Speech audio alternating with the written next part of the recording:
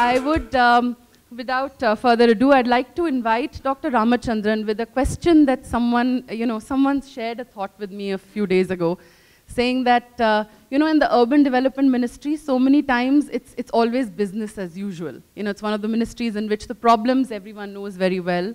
You also know what needs to be done for our cities. So I'd like to perhaps bring him into the discussion first to ask him, where do you see things changing in the next few years? You've seen, of course, you've been in government for so many years. You've been a former urban development secretary. Where do you see the change? First of all, where is the change coming from? We're not talking business as usual anymore. We've all heard and we all know that there is a lot of excitement in the government and in the country about smart cities. So what do you think are some of the things that are going to be leading this change? And your thoughts on that to begin with. Well, thank you, and thank you for this invitation to be here. Anything one hears about smart cities, that's always exciting, because the first point I'd like to make is I think it's good to think about new concepts and ideas. We have been hearing about local bodies, mayors, elections, water issues and things, waste management issues and things like that. But if you can go a step beyond and be in the international scheme of things, if I could put it like that, and try to be smart. No one is accepting the fact that we are going to be smart tomorrow or day after. And there I think I should also make a reference to the statement which the minister keeps making. Smart people, smart government. These two have to go together. We have our own issues as far as our cities are concerned which need to be addressed. But so long as there are programs which the governments initiate and there is support provided, I suppose we can expect to have a change. It would also make a difference only when we have a system at the city level which takes care of the city's requirement and they are empowered. So empowering the cities is a big challenge. I've been giving serious thought to it. I've also been advocating that cities should be empowered, but it's not going to happen overnight. Again, the government probably has to drive the agenda. So the central government can ask the states, motivate the states, prompt the states to bring about the change. And that's what happened when the 74th Amendment became a law in 1993. So 22 years after the amendment was brought about, whereby the states should have taken many, many more steps to empower the cities, it has not happened. But let me conclude by also saying that after all, we are in a political system. So we have to also take care of the issue whether the states would want the cities to be politically so powerful that we have, if I may refer to a name, Bloomberg's, who arise on the national platform, what will happen to the rest of the people. So we have to try to strike a balance between the two, the requirements of the cities to be met, at the same time the political balance to be maintained. Thank you. Thank you so much, Dr. Ramachandran. We wouldn't dream of not giving you more chances to make that point. I'd like to connect now, before requesting Ms. Gopal to come in, I'd like to connect a point that you made, that now we're getting into the international scheme of things. And that is where I thought it would be interesting to have Ms. Gopal comment on, because she travels a lot. She does bring with herself a lot of examples from around the world, which she says that she hopes to also, match with what's happening in India, more of that. So why wouldn't you tell us about perhaps 3 or 4 ideas that you feel that you have come across in your journeys, which you think, when we're talking about cities of the future, that we should be talking about on a broader level right now? Okay. Thanks, Preeti. Periodically, we hear everybody saying that smart cities there is a big confusion about the concept itself. I'll give you a couple of examples. For instance, Copenhagen, that took a Smart City Award in Barcelona recently, took an award for connecting Copenhagen. It talks about deploying technologies, but the technologies have been deployed only to make Copenhagen a green city. Take the example of Singapore. Everybody talks about the big data analytics that Singapore is using, or the urban informatics that Singapore very aggressively uses. Now, why is doing that? It's doing that only to give highest quality of life to a citizen or even a tourist, because everything is predictable there. Your transit is simple, you can hail a taxi, everything is very simple. They're using technology to make life easy and give the highest quality of life.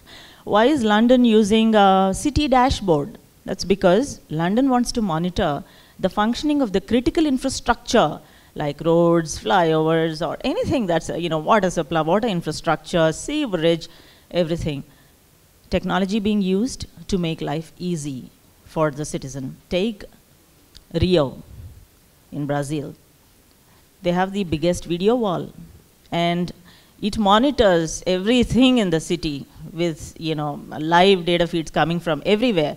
Most of the time trying to remove, let's say, a disaster that's going to strike the city, or maybe a rape that's going to be taken place in maybe any of the shanty towns. So technology again being used to help people who are underprivileged, who live in shanty towns. So again, it's helping a citizen lead a dignified and a decent life. So what is the confusion about a smart city?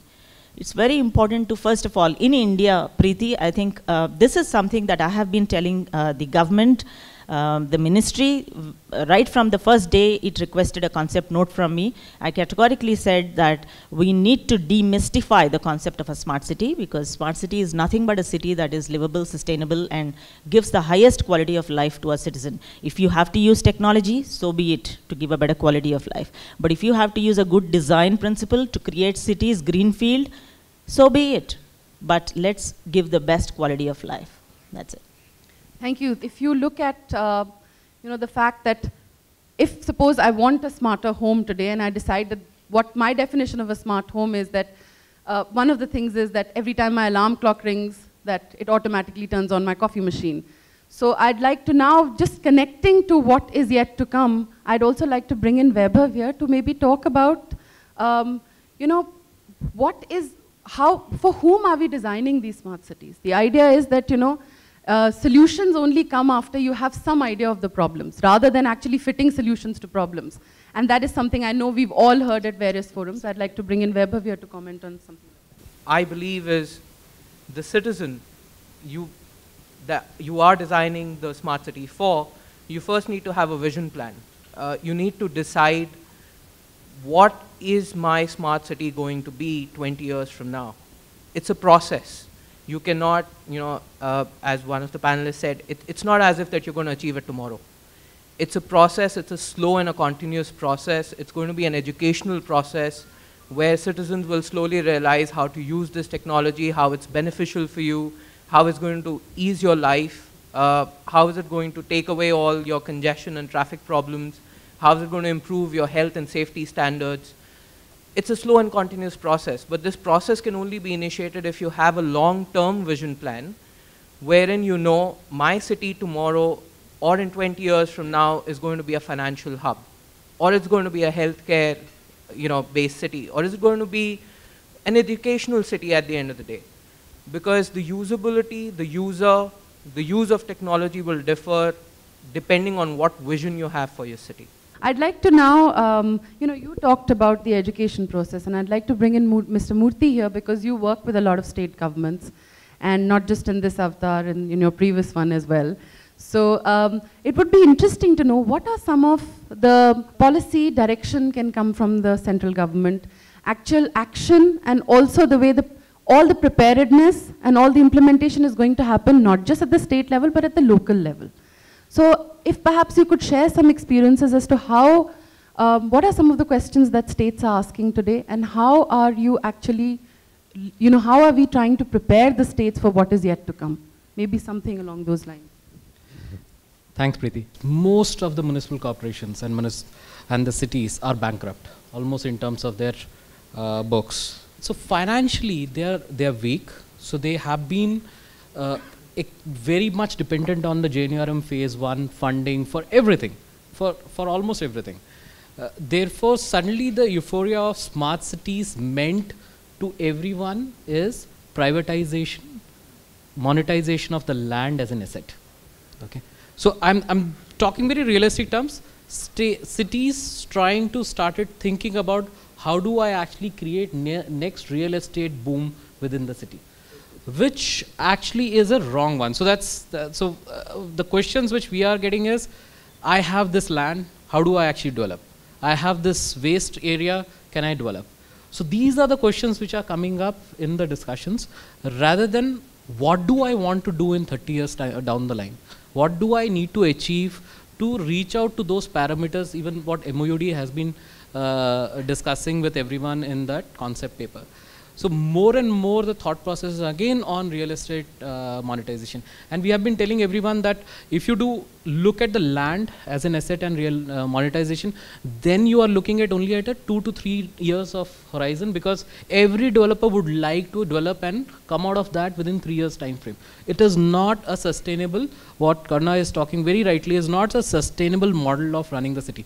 So first problem, they are bankrupt, so they are thinking of monetizing their assets, which is primarily land. Second, technical capacity. I'm completely with you, Dr. Ramchandra, because there is hardly any capacity in terms of the vertical lines they manage, water, sewage, solid waste management, or pipeline. There's no technical capacity there, and I think that's another very important point, and therefore they are easy prey to again a privatization of projects. Rather than thinking it as a PPP, it's become only the 1P, which is the privatization. Rather than, okay, so these are a couple of few points. I don't want to go into multiple of them, there are hundreds of them, but primarily these are the two. Thank you so much, Mr. Murthy. In fact, I don't know how many people in this room have seen I keep forgetting the name so many times, Jerry Maguire. You know, there's this scene in which Cuba Gooding Jr. is just like shouting, "Show me the money." And actually, you know, so many times I think that if I had to do a video blog on smart cities, probably that would be the visual that comes to mind, "Show me the money."